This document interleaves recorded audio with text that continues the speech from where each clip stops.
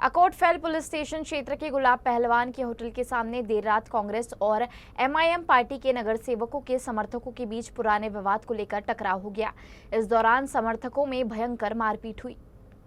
यह हिंसक घटना उस होटल के आसपास घटी जहां दोनों पक्षों के नगर सेवक अब्दुल सलाम अब्दुल करीम कांग्रेस और सैयद रहीम सैयद हाशम एमआईएम के पुराने विवाद को लेकर टकराव हो गया। घटना में दोनों पक्ष आमने सामने आए और एक दूसरे पर लाठी और डंडों से हमला किया।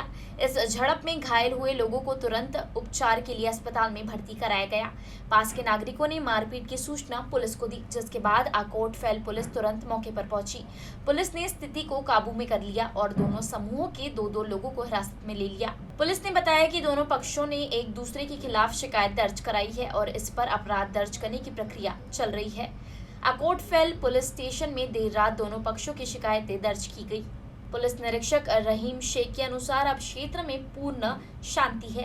उन्होंने नागरिकों से धैर्य बनाए रखने और किसी भी अफवाह पर विश्वास न करने का आग्रह किया।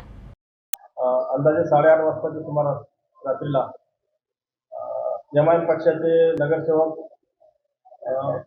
सैयद रहीम सैयद हाशम आणि काँग्रेस पक्षाचे नगरसेवक अब्दुल सलाम अब्दुल करीम यांच्यात जुन्या भांडणाच्या कारणावरून वादविवाद होऊन गुलाब पहलवान यांच्या हॉटेलसमोर या दोघांमध्ये मारामारी झाली।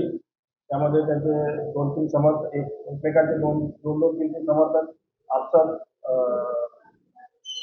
भिडले।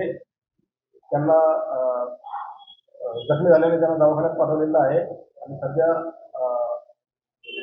दोन्ही पार्टींचे 2 लोक आमच्या ताब्यात आहेत। सध्या परिसरामध्ये शांतता आहे। कोणी अफवावर विश्वास ठेवू नये। दोन्ही पक्षांचे तक्रारीवरून गुन्हे दाखल करण्यात येत आहेत आणि परिस्थिती शांततापूर्ण आहे।